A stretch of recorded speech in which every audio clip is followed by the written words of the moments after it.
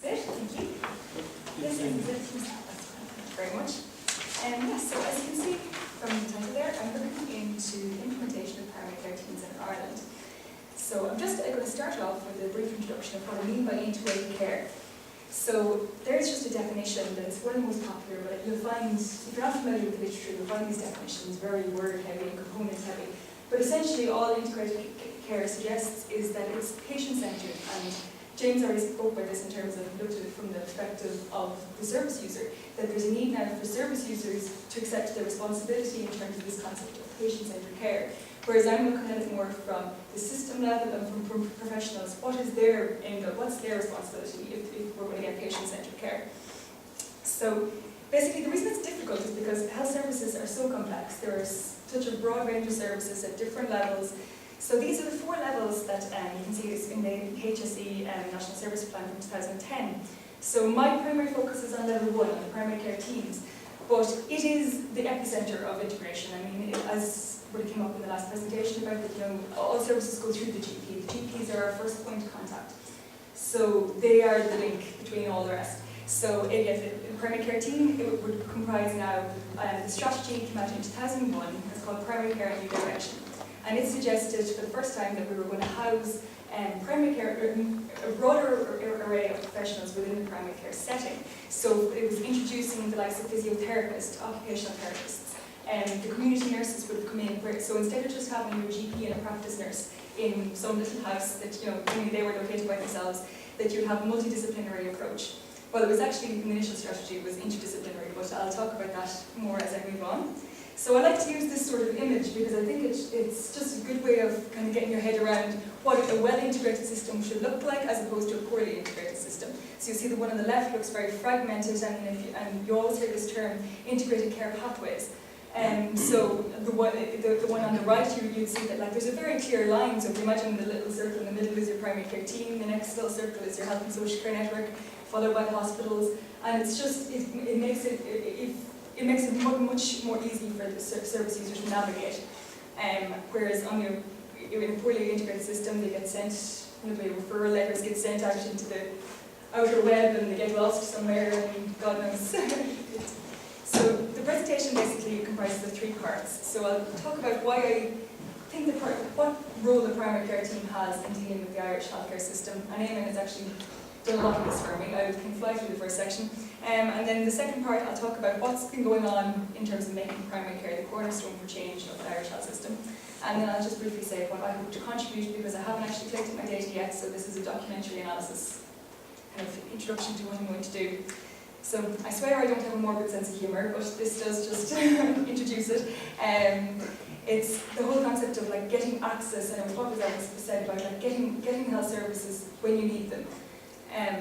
So recently, this came out about 2 weeks ago, and I'm sure you may have seen all the headlines in the papers, was 178,000 people are waiting on outpatient appointments in Ireland at the moment, or this was the February data.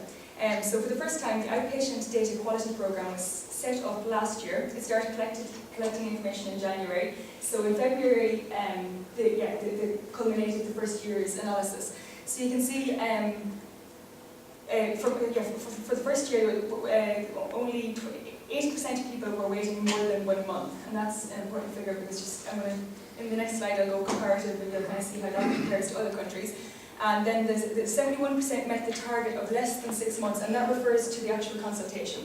I should have made that clear really in the wording. The 71% we have a 6-month target of actually getting the appointment, of going and getting your outpatient, and 71% of hospitals achieved that target, or 71% of their appointments were dealt with within the first 6 months. St James's Hospital was the only one that managed all of their appointments in that 6-month deadline. So what I'm going to compare it to is the OECD data for Health at a Glance, and this is their 2011 report, which means that the data was collected in 2009. And you can see here, like the likes of Canada, Sweden, they have about 55% of people were waiting more than 4 weeks. But this compares to our most recent data says that like it was 80% of people were waiting more than 4 weeks. And if you compare that then to Germany, who only 17% of people waited for more than 4 weeks to get their appointment. it really puts Ireland in perspective. And it kind of, if you average that out, the OECD average of waiting time for an outpatient appointment is 37% waited more than 4 weeks in Ireland, about 80% waited more than 4 weeks. So this is why I'm signalling is sort of the problem of access, by the fact that our primary care isn't developed enough, it acts as a barrier to people getting to the secondary care services quick enough. So here's just a few more. So then I was like, when I went to look at the data more closely, I was like, so do we have less hospital beds in Ireland? And according to this data, we don't. We have exactly the average. I put Ireland very creatively in green. So you can see that we're right on, bang on target for 4.9 with the OECD average. And then, so no, it wasn't that. So are all these beds in use? And you can see that yes, we have a very high occupancy rate. About 89% of our acute beds are used all the time. But that's our curative beds, but that's an important distinction. And then hospital discharges. So this is it a bed blocker problem? Is it that they're not getting released quick enough? And although we are a little bit slower for releasing, it's not significant because they highlight that in terms of hospital discharges, this measure kind of is a gentle balance, because if they're being discharged too quickly, then it means that they may not have got good enough care and they'll be pushed out the door. But then if they're there too long, if not enough people are getting discharged, then it suggests that the community setting isn't taking them out quick enough. But this one didn't suggest any, it wouldn't suggest that there was any serious problems. So I went on and looked at a few more and said, are the beds being used efficiently? And again, this didn't, we seem to be using them quite efficiently. If you look at this data, the average length of stay in a hospital was lower in Ireland than the OECD average, so they're not staying too long in the hospital by the looks of things. And then this one kind of cracked it when you actually look to say, well, if what is their beds being allocated to? So you can see the darkest, the bottom one looks at curative care beds, and the next one psychiatric care beds, the next one long-term care beds, and this is what Amy was suggesting, so many people in long-term care beds. And this is where I kind of found that the bottleneck appears to be, because two-thirds, the OECD average is that two-thirds of beds are allocated for curative care purposes, whereas in Ireland it's just over 50%. And then on the other hand, we are using more than twice the amount of beds on long-term patients, whereas than the OECD average. So you can kind of see it's more how we're using the beds. It's not the amount of beds, it's how they're being used. So that brings back into focus, this one just again gives you more statistics on that, and it just shows you Finland is the only other European country that comes close to using as much long-term beds as we do. But when you look into that, it's because the municipalities, the way the health system is set up, and the municipalities count their healthcare centre beds as hospital beds, when really they're more of a primary care setting. And then, so the conclusion from part one is that long-term care beds constitute 30% of Irish hospital beds, and that's more than twice the OECD average. And this impinges on the use of hospital beds for curative care purposes, which is more appropriate for the acute setting. And this demonstrates the underdevelopment of Irish primary community and continuing care services to enable people that when they're ready to leave the acute setting, that there should be community services set up to deal with them when they are ready for that, and they're getting stuck in these long-term care beds, which isn't the most appropriate. So this is just a centre, that's the Trim Primary Care Centre, and so this is where I'm going to introduce now about what is actually being done to try and shift the balance, move away from so much hospital care into the community. And as I mentioned before, the strategy came out in 2001, so that's a primary care in a new direction. So I'm going to look a little bit about progress that's being made. So in 2001 it was proposed the introduction of interdisciplinary primary care teams, each supported by a health and social care network. And so you can see they acknowledged back at that point in 2001 that this was intended as a way of relieving the pressure on hospitals, when it said that the strategy will enable primary care to lessen the current reliance on specialist services and the hospital system, particularly access to accident emergency and outpatient services. I skipped one there. So this is kind of where what I signalled already that I was going to talk a little bit about. The initial policy document talked about interdisciplinary, whereas since nothing was really done for quite a few years. This strategy came out in 2001, and then the HSC was set up in 2005. 2007 we got the transformation programme, and by the time that came out, that was the next policy document to give us any indication of how this was actually going to work. And they had switched to talking about multidisciplinary, and they didn't explain why, and I'm not going to go into a lot of detail today because it's very terminology based, and it's the distinction between, do you have uni-professional, multi-professional, interprofessional, trans-professional, and then there's, do you want to coordinate, collaborate, cooperate, what do you want? And it's very heavy on terminology, but that's going to be a big part of what I'm trying to clarify in the actual strategy document. They didn't prescribe a model, and I think that that's a big obstacle to moving forward with this, is that I don't think healthcare professionals, just from the literature, I haven't actually went out and interviewed them yet, but it certainly seems that there's a lack of clarity over what level of interaction is expected of them. And it is that, as I said, about kind of, if they're interdisciplinary, it suggests a much closer working relationship than a multidisciplinary one. So it's important that they just change their mind on this, and it's kind of worrying in policy documents. So then the number of primary care teams initially, they were suggested between 600 and 1,000. Now the target is 489, and we have 425 of those set up. And then coverage, they were supposed to cover 3,000 to 7,000 population. Now, based on the census, that 489 teams would mean that each team would be dealing with nearly 9,500. So that's a significant jump as well. So that may be the justification as to why they're expecting a less integrated service, because if they're covering a wider geographical base, but again, it just hasn't been clarified, which is the problem. And then that's probably the three most useful reports that we have to give us some indication on progress. In January of this year, the HSC responded to the Comptroller and Auditor General and did a report on primary care teams, and that came out last year. So the HSC came before the Public Accounts Committee in January and give their response to the Comptroller and Auditor General report. And in the meantime, the Irish College of General Practitioners brought out a report also in 2011, and they looked at the GP perspective on it. So just some of the things that came out with in the HSC's response, they said a third of PCTs, or primary care teams, are working very well, a third are working well, 1/3 are working not so well. The Irish College of General Practitioners report shows that GPs were slightly less optimistic about this. They thought that about 64.6%, they found that 64.6% of the 195 GPs that were interviewed that were involved in primary care teams, they said that their teams were functioning poorly. And then 76% of teams meeting monthly or less often, and then the Comptroller and Auditor General had flagged that this suggests that such an irregular meeting schedule would mitigate against timely coordination for care planning. So that's another important point. And also in their report, they found that 54% of PCTs reported that each GP practice had a representative attend clinical team meetings.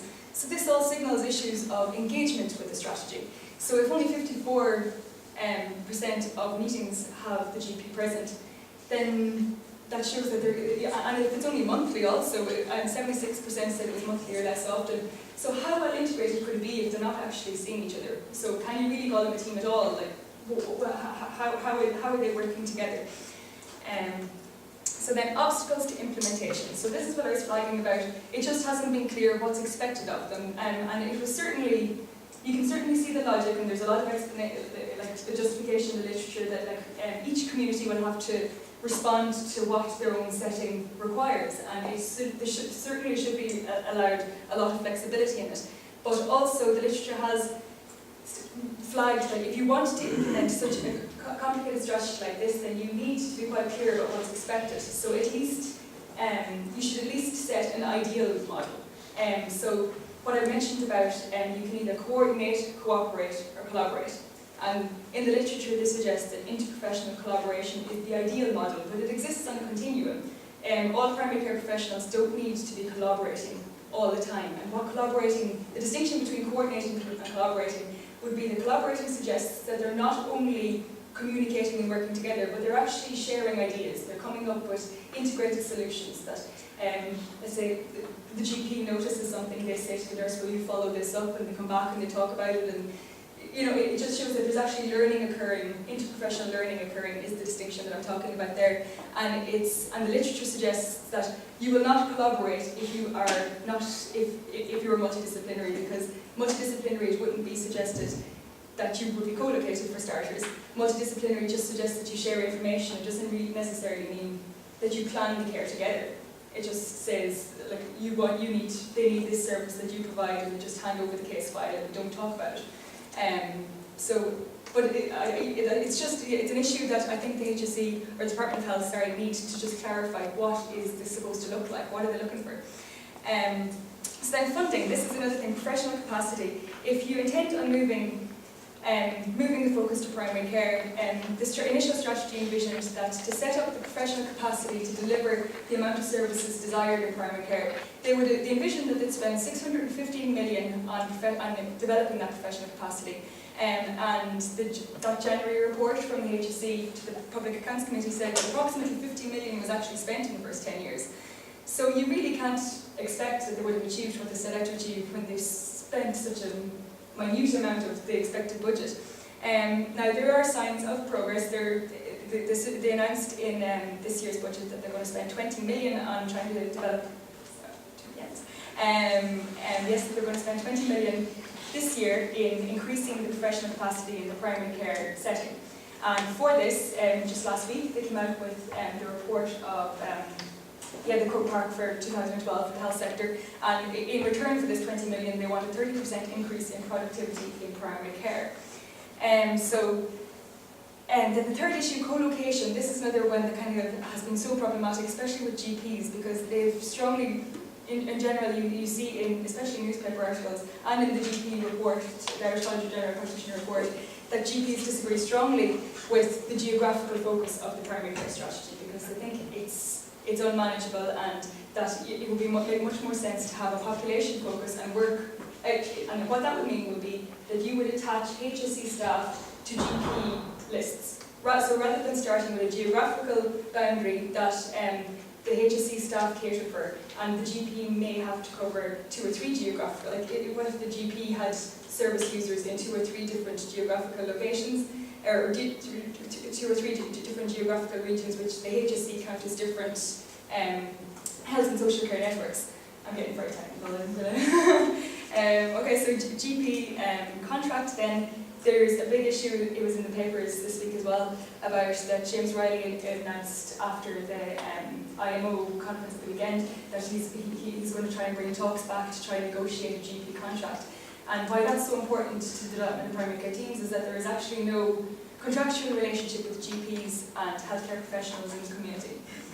So, this is how GPs are getting disillusioned. You can hear about GPs pulling out. So, like in the Northeast, for example, 111 GPs pulled out in January. They said they didn't want anything else to do it, and things like that are going to continue to happen unless there's a contract drawn up that attaches them to this model. But there's problems with the Competition Authority on this. And then ICT, we've talked a little bit about e-health, and just as a study by Cooper, it found that 65% of Irish GPs use electronic health records, and the EU average is that about 80% would be using them, so we don't use ICT as much as other European countries. But there's been a lot of developments. The HICWA in particular are doing an awful lot of work with the form of this health link, and these are just different standards. I don't need to go into too much detail, but a lot of it spiraled out of the Tala Hospital mismanagement of referrals, where there's a big controversy over 3,500 referrals kind of got neglected or got lost in the system. If you can imagine the web I showed you at the start, they got lost in the web somewhere. And then governance. There's again governance. We're waiting for the new strategy to actually come out with a cohesive way of moving forward, because it's been so long since we had a policy document that sort of set out how this is actually going to work, and so we're waiting for the new governance strategy now, how it's going to be managed, how we are going to progress. And for example, like performance management of primary care teams has been so poor. Like the primary care steering group reported a framework for quality assurance in primary care, which was very in line with what other countries are doing, but it was never implemented. None of it was. HICWA never took on the role of implementing this framework, so we're not actually performance managing the implementation of primary care teams at all. Okay, so evolution, so that's what I'm just saying. There has been no official evaluation of primary care strategy since 2004, but in 2009, the HSE did reform the amalgamated services so that it became the Integrated Services Directorate.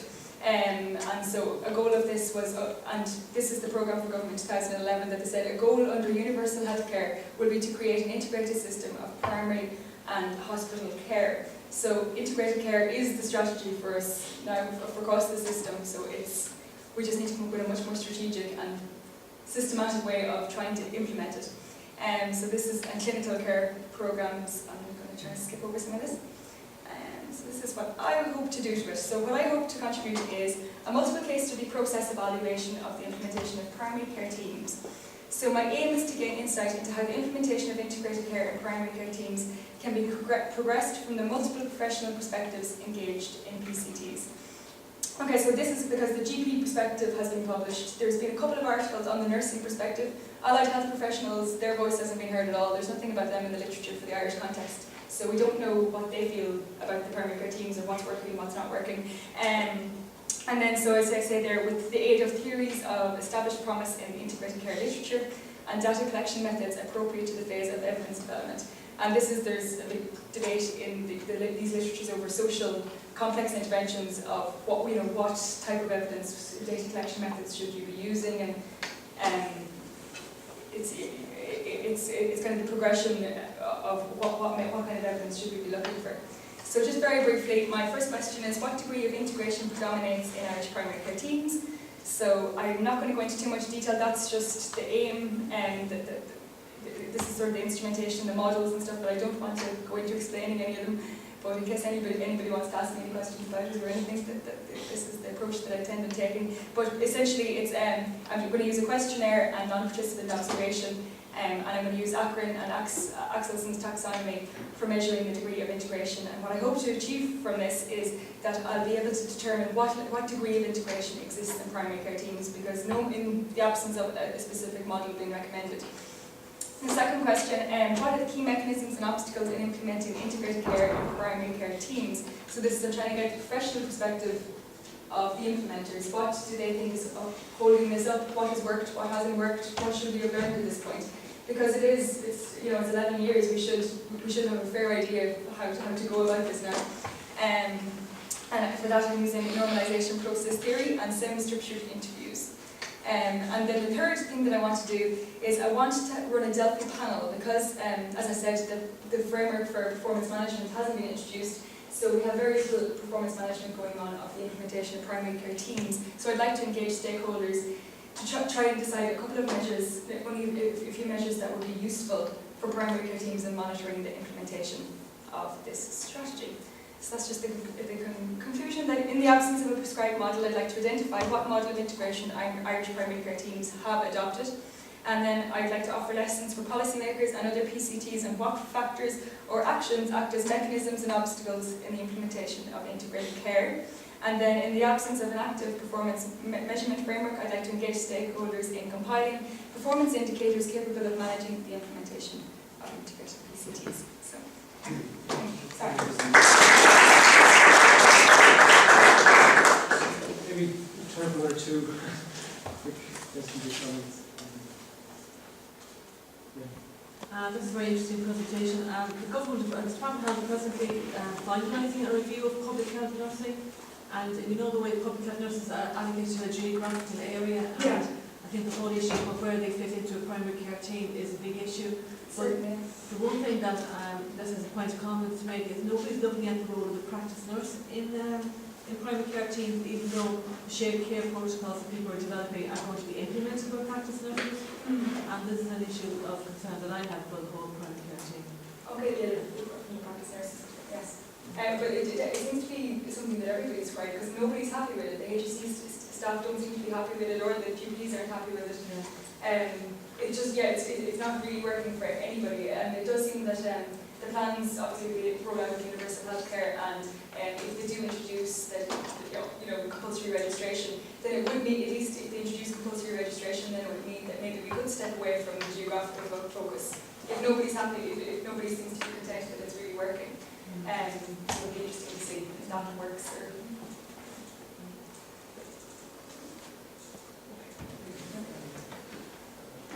I'm not going to ask a question. I've asked enough today.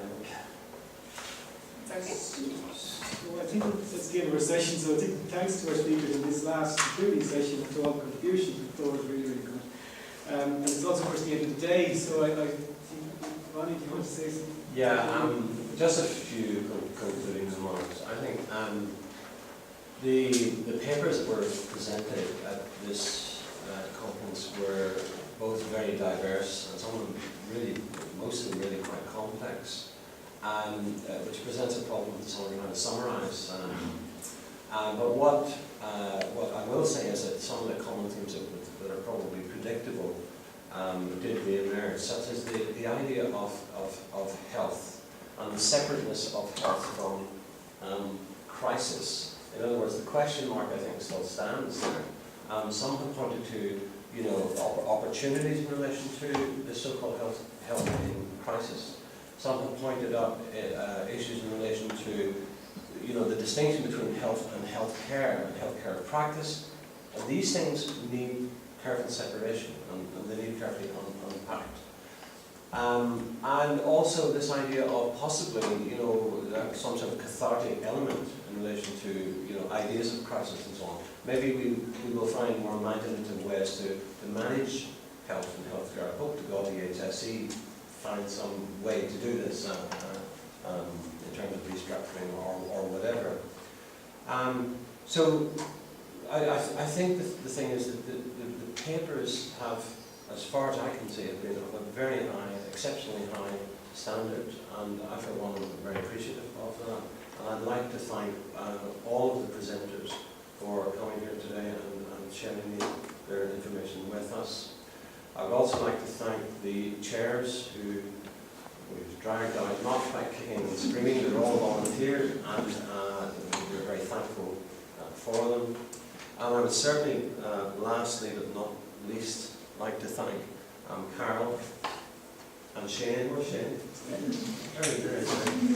for the remarkable efforts in not only organising this conference, but actually getting together a panel of papers which worked and were actually quite challenging. Methodologically, many of them are very different, but there are very significant overlaps. And I thought that I thought it really worked quite well, and we could go on. I think at this stage of the game, though, we're all a little tired. Some of us are jaded. It was my birthday yesterday, you see, so I had a meal last night, so I have to go away. I think short after 12. I would like to, or we would like to invite you all for a glass of wine, or lemonade. Well, we don't have lemonade, water probably. I think we're having an idea, aren't we? Right now. So thank you very much.